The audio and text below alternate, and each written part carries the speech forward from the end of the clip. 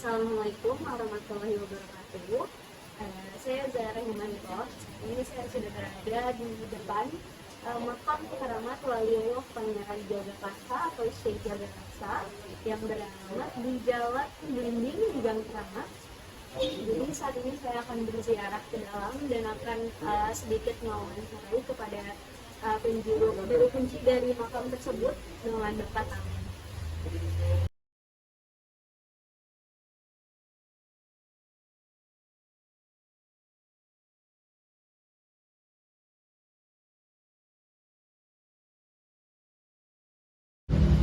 Assalamualaikum warahmatullahi wabarakatuh. Di sini saya telah bersama dengan Bapak Amin selaku pengurus dari makam keramat Waliullah Pangeran Jagakarsa atau Syekh Jagakarsa. Selamat sore Bapak. Assalamualaikum. Selamat sore. Waalaikumsalam warahmatullahi wabarakatuh.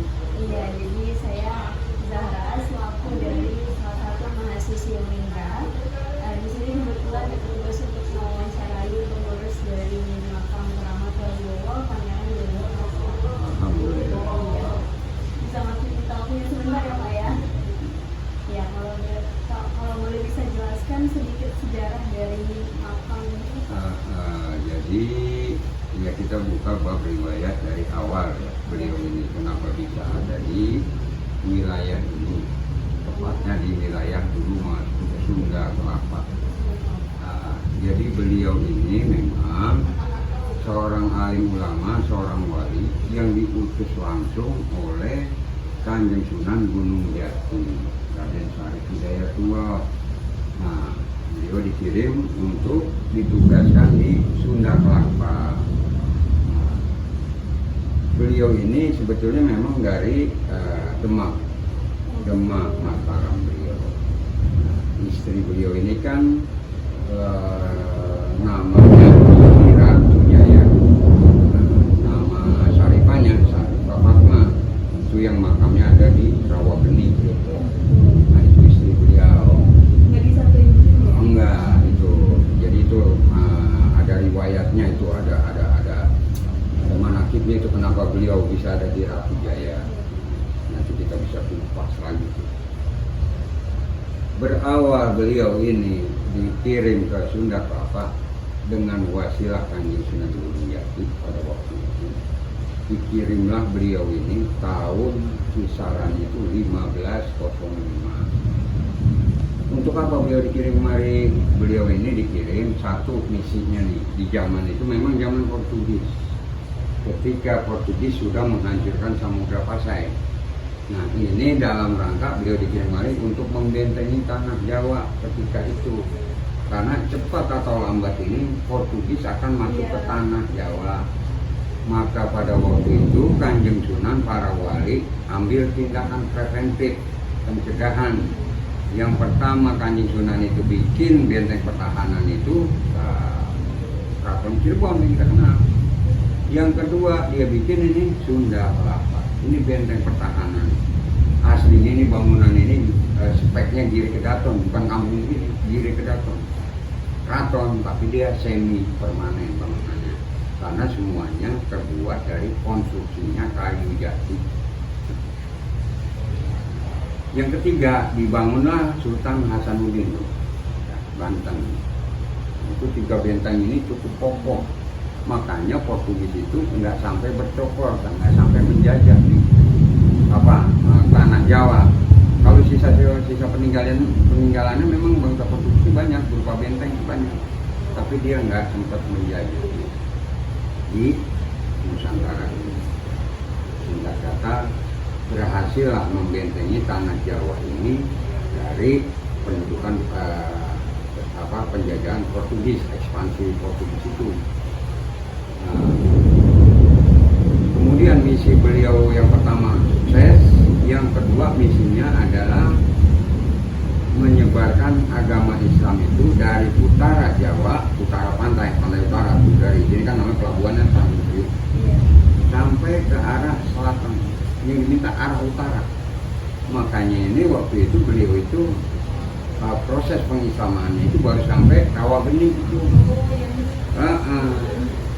Dan beliau ini dikirim kemari memang ini wilayah Jagakarsa dan sekitarnya semuanya hutan jati. Hutan jati. Belum ada pemukiman. Yang ada pemukiman penduduk itu kawasan Sunda Kelapa tuh. Kemarinnya tuh sampai Senen, tuh Kemayoran. Nah itu gue sampai situ. Jadi kan yang Babat Alas mah POC gitu. Ini kan sebelum POC ini abad 15. Nah ini masih hutan jati. Sampai ke timur juga, sampai ke Pondok Rangon dulu hutan jati. Sampai ke arah baratnya itu sampai ke Pamulang juga masih hutan jati. Nah, untuk mengemban misi yang kedua ini kan itu durasinya cukup panjang tuh, tahunan.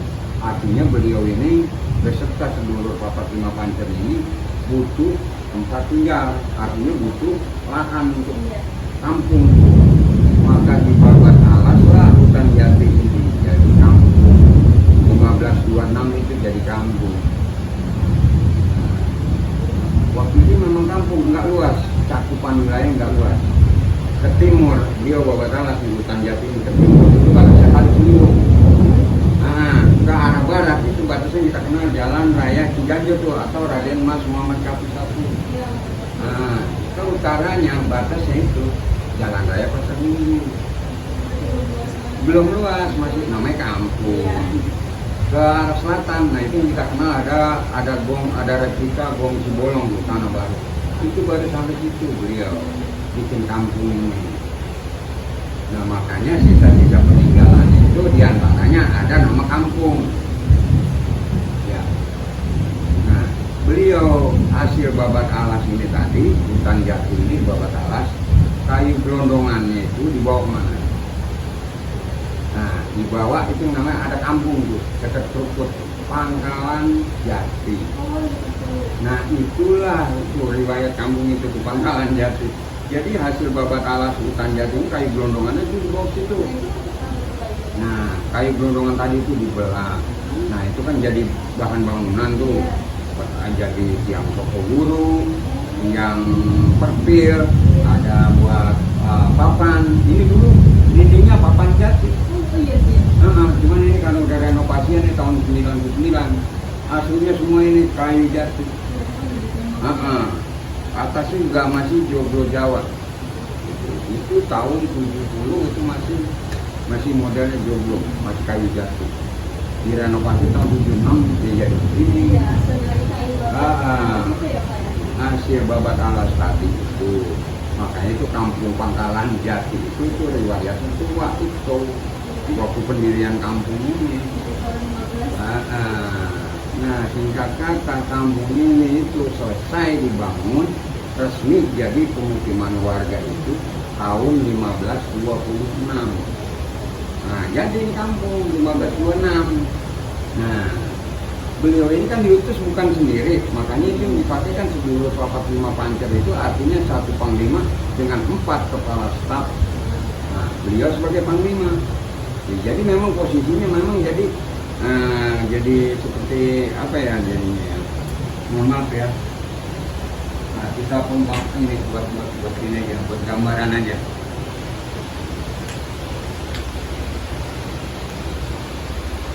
Jadi posisinya ini Saibul Wilayah ini seperti ini.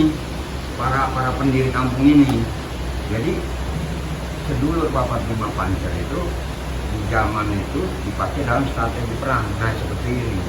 Pancernya beliau, artinya pusat komandonya, pusat pemerintahannya beliau. Karena beliau panglima, sanatnya juga dari Demak, jelas beliau Pangeran Jagakarsa Surowinangun Panotogomo Notonegoro, bergelar Syekh Jagaraksa. Siapa yang ngasih Syekh Jagaraksa itu gelarnya? Sunan Kudus Raden Japasodi gelarnya. Ini beliau selaku panglima ditambah 4 kepala staf. Yang pertama nih kepala stafnya adalah Syekh Buya Datuk Kunian Pakunegara. Ini beliau makamnya itu di Ciganjur, Kampung Setu. Aslinya Kampung Setu. Nah beliau lah yang jadi Saibul Wilayah Kampung Setu Ciganjur. Nah apa fungsi dan tugas beliau? Beliau ini fungsi dan tugasnya beliau sebagai pemasok bahan logistik perang. Misalkan tombak, senjata panah, keris, ya. Nah itu beliau, termasuk biaya perang beliau. Nah, saya Buya Datuk Kuningan Pakunegara. Ya. Saya di wilayah kampung saya itu aslinya pemekaran wilayah ada Ciganjur. Karena di situ ada cucunya saya Abdurrahman bergelar Baganjur, jadi Kupi Ganjur, jadi kampung Ciganjur. Termasuk tuh manakibnya riwayat kampung Ciganjur karena adanya Syekh Abdurrahman di situ. Nah, cucu dari Syekh Buya Datuk Kuningan Pakunegara. Yang kedua, kepala stafnya ini adalah Sehon, dia gelar ini, Sehona Wijaya Sakti. Dalam kebun binatang Ragunan ya, betul. Sehona Wijaya Sakti. Siapa beliau? Beliau inilah panglima penyerang darat nih, pasukan penyerang darat. Nah, beliau ini kan memang di zaman itu namanya zaman kerajaan, memang itu untuk mendukung alat tempur itu yang pakai kuda. Makanya di situ ada namanya kampung kandang. Kenapa disebut kampung kandang? Beliau ini punya ribuan kuda perang. Kuda perang itu ditambahkan di situ tuh. Nah itu kita kenal tuh lokasinya tepatnya sih sekarang jadi perumahan Kapling Polri. Nah itu dari Kapling Polri terus ke arah barat mentok Kali Kerukut. Itu dulu itu tempat kuda-kuda perang itu ditambahkan di situ. Ribuan. Itu infanteri beliau ini kalau bahasa angkatan darat itu. Makanya itu ada kampung kandang, maksudnya kandang kuda. Makanya termasuk itu riwayat kampung. Kenapa ini disebut Ciganjur, kenapa ini kampung kandang, kenapa disebut Pangkalan Jati, riwayatnya dari sini, manakibnya ada di sini. Ya. Ini penyerang darat beliau ini. Angkatan darat kalau sekarang mah di struktur TNI itu angkatan darat. Kemudian yang berikutnya adalah Syekh Zakaria Sahibal wilayah Kelenteng Agung. Aslinya kelenteng, bukan lenteng. Kenapa kelenteng? Waktu beliau dikirim kemari, ini memang hutan jati, tapi di tepian Sungai Ciliwung itu ada satu kelenteng. Ya memang benar waktu dikirim kemari kan ini penduduknya mayoritas beragama Buddha, Hindu. Yang ketiga sisanya Kejawen atau aliran kepercayaan. Etnis penduduknya yang terbesar pada waktu itu bangsa Melayu. Nah ini menjadi sekarang jadi dialeknya dipakai orang Betawi itu etnis Melayu yang terbesar. Yang kedua Arab, yang ketiga Cina, campur aduk itu. Ya. Nah beliau ini speknya apa? Tugas dan fungsinya. Beliau inilah yang penyerang juga, cuman dia melalui air dia. Jadi pasukannya itu prajuritnya dikirim melalui Sungai Ciliwung. Ya kalau kita masalahnya angkatan laut. Ya dulu itu memang Kali Ciliwung itu memang dijadikan andalan itu buat transportasi, termasuk zaman VOC juga itu dipakai. Cuman kalau Kali Ciliwung sekarang kita nggak bisa. Sekarang udah kecil. Nah, iya, yang masih asli nanti kita ke sana. Itu di Jalan Gardu, Seng. Jalan Gardu lurus mentok itu Kali Ciliwung. Itu yang masih asli Kali Ciliwung. Bentangannya itu 150 meter, lebarnya itu ada. Kedalamannya 80 meter itu ada. Itu yang masih asli. Kalau yang dari Seng ke sana itu udah habis itu, udah dangkal, sempit, karena itu udah pakai perumahan warga. Dulu itu kapal tempur Demak itu yang Pala Naga itu masuk itu, masuk. Tuh. Ya, ini penyerang lewat air atau angkatan laut. Ya. Yang terakhir kepala staf ini perempuan ini, wanita ini. Namanya Nyiros Kembang Pandanwangi. Iya, itu satu babakan. Siapa beliau? beliau inilah yang memasuk kebutuhan logistik untuk obat-obatan dan makanan. Ya, ini kan logistik perang. Nah, kalau ini makanan sama obat-obatan. Bagaimana teknis pengirimannya? Nah, itu nanti nih saya Jakaria ini kapal perang ini ngambil nih ke sini nih ke tadi itu apa di Gardu. Nah, itu dulu bongkar muatnya di situ. Nah, kapal perang Bajakaria ini ngambil kebutuhan logistik nih, di sini di Gardu itu. Nanti itu diangkut nanti. Nah, pas Kampung Melayu kan itu kan ada yang namanya Kampung Matraman itu. Nah, itu kan dari Ciliwung itu nih barang logistik ini dibawa situ tuh. Ntar ada ke pasar Tongtek tuh kali Ciliwung belok gitu tuh.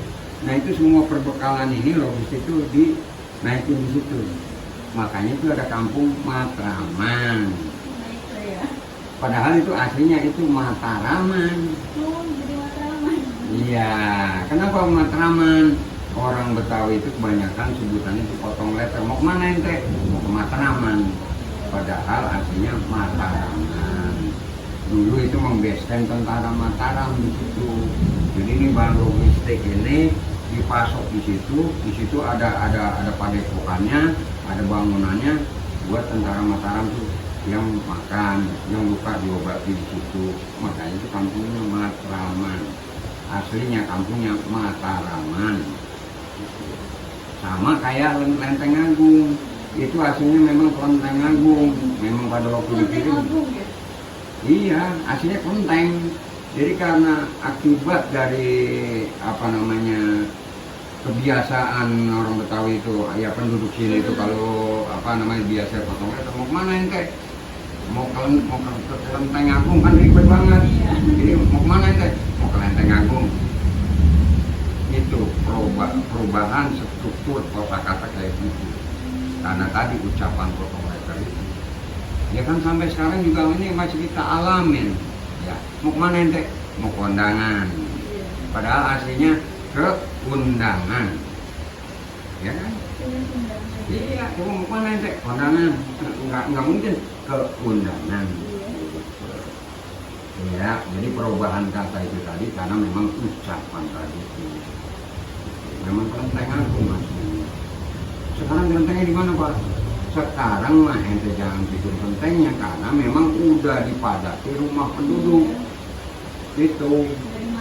Ya iya, itu kan abad 15. Jangan kata abad 15, yang 18 aja juga makam wali udah pada kagak ada makamnya. Udah pada jadi rumah. Apalagi abad 15. Inilah sebagian riwayat dari Kampung Jagakarsa yang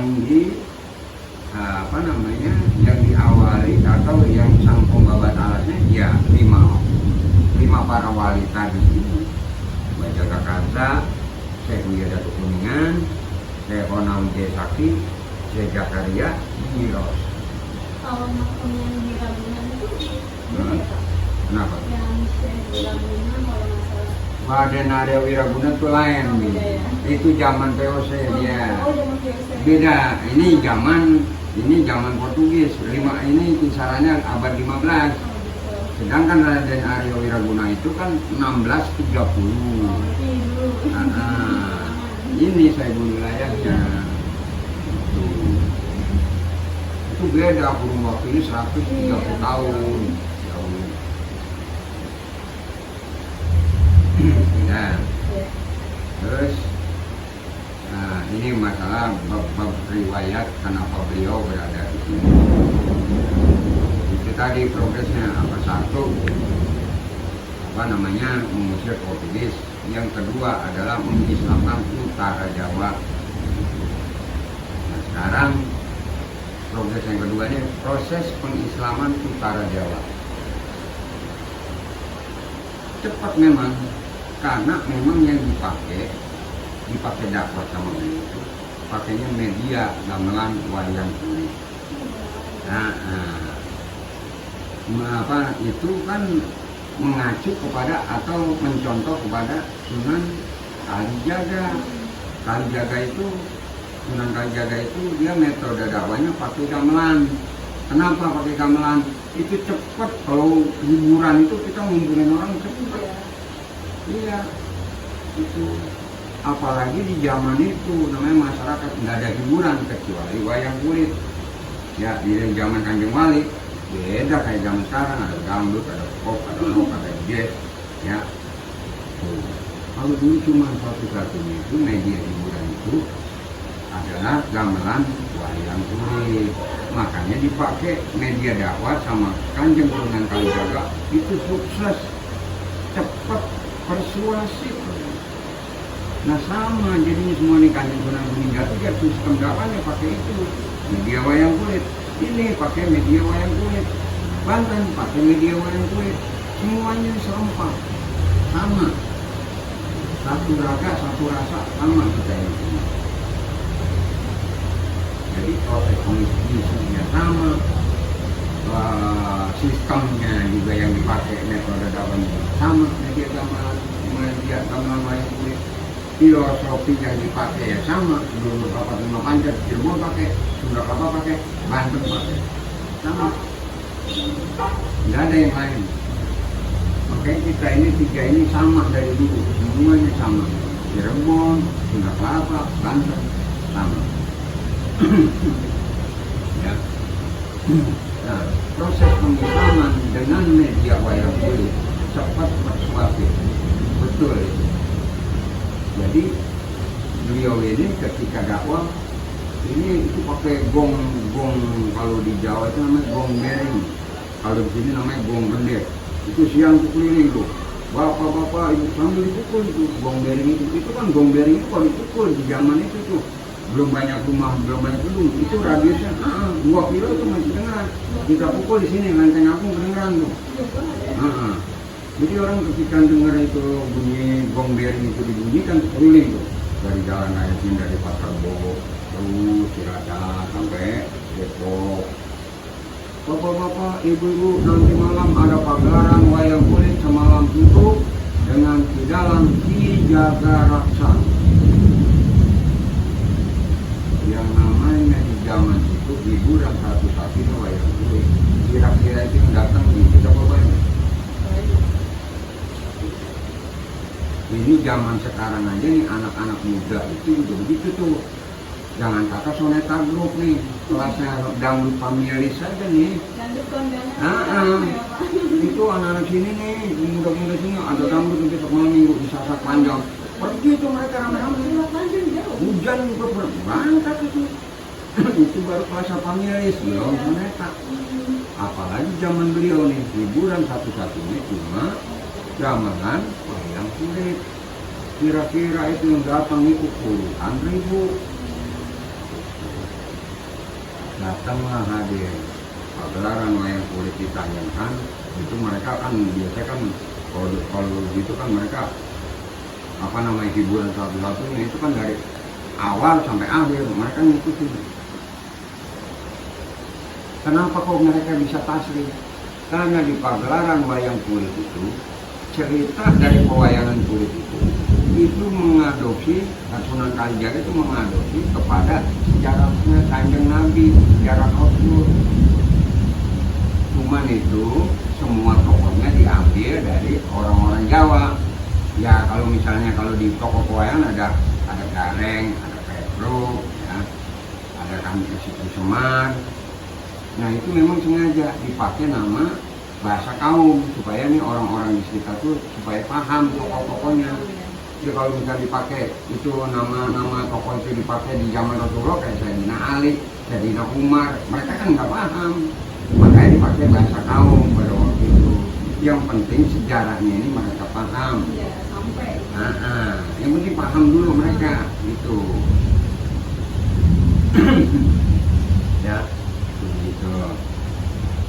Makanya di cerita pewayangan itu ada judulnya macam-macam, ada yang kalimat atau kehebatan 2 kalimat syahadat. Terus ada lagi satu lagi itu kisahnya Prabu Pragola. Prabu Pragola itu orang yang luar biasa itu.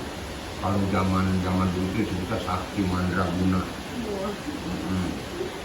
Itu sama itu sih kisahnya sejarah Rasul itu.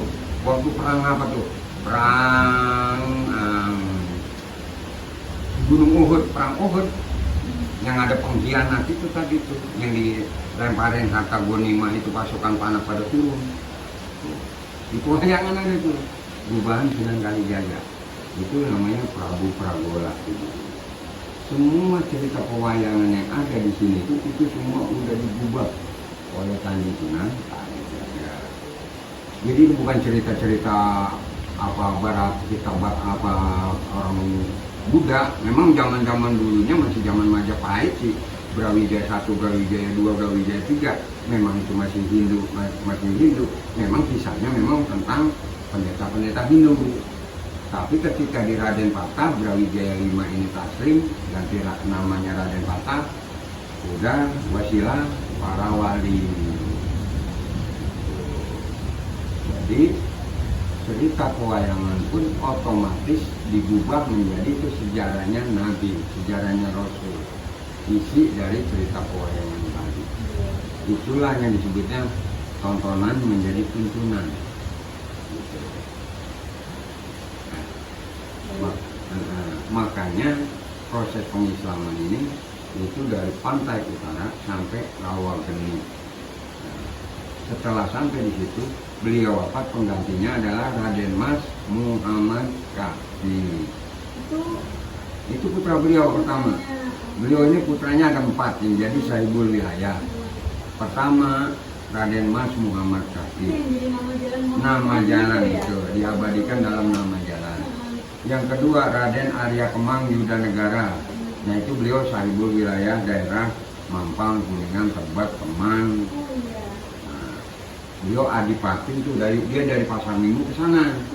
Sedangkan Raden Mas Muhammad Kahfi itu wilayahnya dari Pasar Minggu ke Depok, masuk Rawageni, bukan masuk Citayam. Jadi ini 2 putranya ini jadi Sahibul Wilayah. Yang ketiga adiknya itu namanya Raden Sukmajaya. Nama kami itu belakang di desa Depok. Orang bahasa Sapana kami Syekh Hasan Lemperes atau Wali Hasan. Yang ketiga itu Raden Panji Sukma di Citayam ya. Jadi itu mereka itu disebar itu tujuannya buat dakwah. Pada waktu itu baru sampai sini Depok, Rawageni. Nah itu di progres lagi sama Sukmajaya. Sukmajaya itu jadi daerah Pondok Raja, daerah Depok sana itu, Kota Kembang. Nah itu udah wilayah dakwahnya tuh. Sedangkan adiknya lagi itu Panji Sukma itu daerah Citayam, Cilebut, mentok sampai Badalam Bogor. Kalau udah mentok Sahibul Wilayah itu Badalam Bogor ya sudah proses pengislamannya gitu. Jadi seakan-akan tuh wilayah itu sudah dikapling-kapling gitu. Jadi ini luas wilayahnya sebetulnya waktu Raden Mas Muhammad Kahfi jadi adipati. Yang semula itu batas kampung ini itu Kali Ciliwung ke baratnya itu diperluas beberapa alat lagi tuh hutan jati. Nah Cijantung, Gongseng, Bambu Apus, Teger, mentok sampai di situ ada namanya Mbak Ganceng tuh, Sahibul Wilayah situ. Udah sampai situ tuh sistem dakwanya. Perluasan wilayahnya itu sampai situ. Nah, kalau ke arah baratnya itu yang kita kenal sampai dengan Kali Pesanggrahan itu kan ada jalan namanya jalan raya Kubang Mas tuh. Itu sampai situ. Itu wilayahnya. Jadi ini sebetulnya wilayah bukan kampung. Ketika Raden Mas Muhammad Kahfi jadi penguasa, jadi Sahibul Wilayah itu diperluas ini. Pemekarannya luar biasa. Itu jadi wilayahnya Kadipatenan namanya. Sampai situ Kadipatenan. Nah kantor Kadipatenannya itu di UI itu sekarang jadi Universitas Indonesia. Itu kantor Kadipatenannya dulu di situ. Makanya di situ ada makam Syekh Maulana Maghribi atau bergelar Batakor. Siapa dia? Batakor itu ialah kepala kantor Kadipatenan. Makamnya ada. Iya, ada situ. Karena nggak ada makam tuh situ. Itu kantor Kadipatenannya. Ya. Ini riwayatnya, sekilas riwayatnya. Makam keramat Pangeran Jakarta ini dia selain menanggung Jakarta kan juga Yang babat alas, sang pembabat alas sama babat alas. atau sahibul wilayah. Iya, sama babat alas. Wilayah sini Jakarta dan juga menyebar agama Islam ya. Iya. Dakwah. Itu di abad 15. Iya, abad ya. 15. Di awal-awal. Ya, saya bersyukur namanya generasi muda sekarang masih peduli sama makam-makam para wali. Sebab apa? Kalau nggak ada beliau, kita ini masih kafir. Iya. Nggak ada di Jakarta Nggak ya. ada Jakarta, nggak ada Tanjung Barat. Iya, situ. Nah ini satu lagi ya, ini jalur nasabnya. Sehona Wijaya Sakti, adik kandung beliau. Oh, di kandungnya. Nyi Sumbang Pandanwangi, adik beliau. Ini nasab kandung. Oh, Makanya beliau ini punya satu danau, yaitu Babakan. Ini punya 4.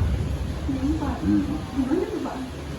Ini di Ragunan, itu ada 4 danau. Cuman Oh, kalau di dalam Ragunan ini? dalam Ragunan itu danaunya kecil, itu Iya. speknya itu mah kolam segaran namanya. Jadi dulu itu para prajurit ini nih ada 4 kolam itu. Jadi sebelum maju ke medan tempur itu dimandi di 4 danau itu. Nah sedangkan Nyiros punya satu yaitu Setu Babakan. Ini untuk apa? Beliau ini kalau pulang perang nih prajurit nih yang terluka, yang kena panah, yang kena tembak ya itu diterapi di Setu Babakan itu dimandi di situ. Tuh. Ya. Iya, alhamdulillah juga dapat tugas jadi tahu gitu Pak. Sejarah itu kita Iya, penting. mari wisata aja gitu ke Setu. Betul. Ya, insyaallah berkah kita. Amin ya Allah. Menang para wali, para leluhur kita. Mudah-mudahan kita juga anak cucunya dilimpahkan keberkahan. Nah, adik-adik juga yang masih pada mengenyam pendidikan, semoga nanti ketika jadi sahibul wilayah atau jadi aparat, mudah-mudahan jadi orang yang amanah. Ya, alhamdulillah. Baik, terima kasih banyak kepada Bapak Tamin telah menjelaskan sangat detail sekali. Alhamdulillah. Iya, semoga bermanfaat bagi saya tentunya dan tentunya teman-teman semua. Amin, yang amin. akan melihat video. Amin. Amin, ya Allah, amin. Kalau gitu terima kasih banyak Bapak, mau mengganggu waktunya Pak ya. Sama-sama. Ya, wassalamualaikum warahmatullahi wabarakatuh. Waalaikumsalam warahmatullahi wabarakatuh.